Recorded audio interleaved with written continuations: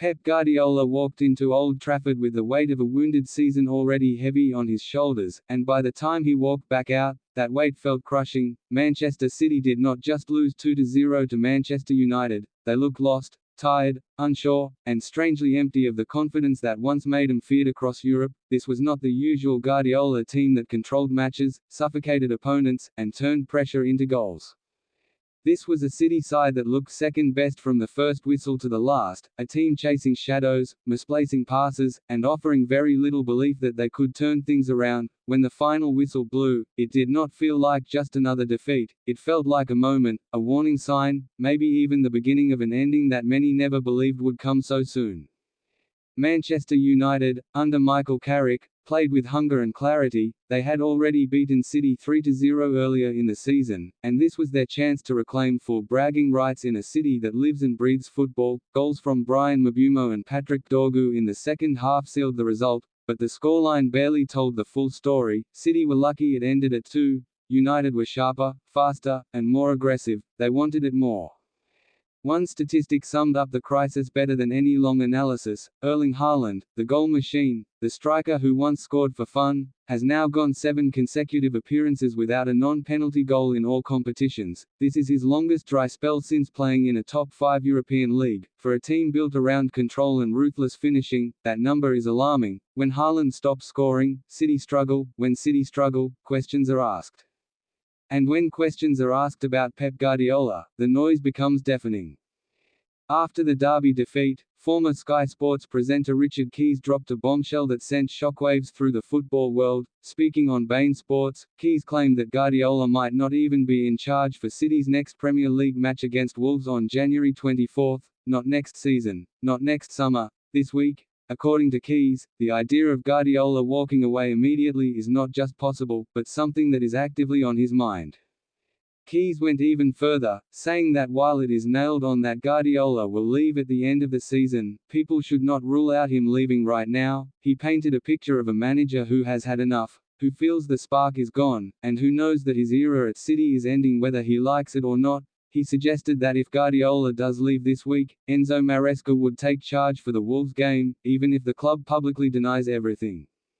Andy Gray echoed the sentiment, saying enough is enough, while Keys doubled down, insisting Guardiola is gone anyway and that it is only a matter of timing. Dramatic, sensational, and controversial, but it tapped into a growing feeling that something is not right at Manchester City.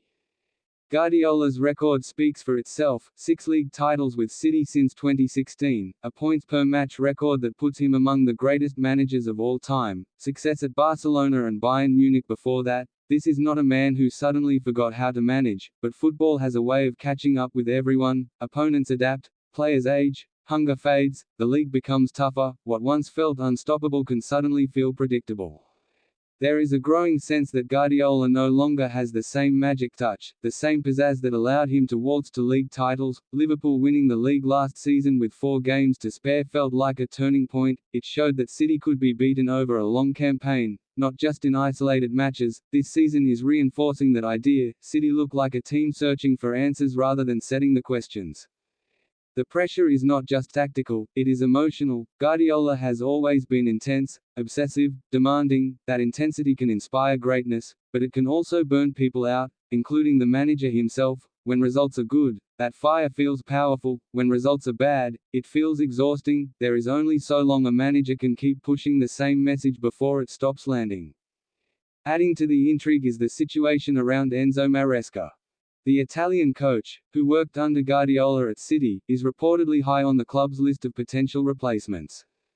He knows the club, understands the philosophy, and has already shown his ability as a manager. His recent exit from Chelsea, after a 2-2 draw with Bournemouth on December 30, has left him available and considering his options. Manchester City have already spoken to him, as have Juventus. There is no guarantee he would be offered the City job immediately if Guardiola leaves, but the fact that conversations have already taken place speaks volumes.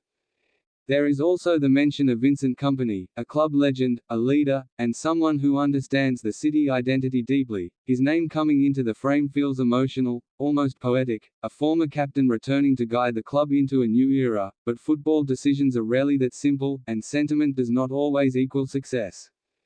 For now, Guardiola remains in charge. He will prepare for the Wolves game, face the media, and talk about reactions, mentality, and improvements. That is what he does, but the noise around him is louder than ever. Every press conference will be analyzed, every team selection will be questioned, every drop point will feel like confirmation that the end is near.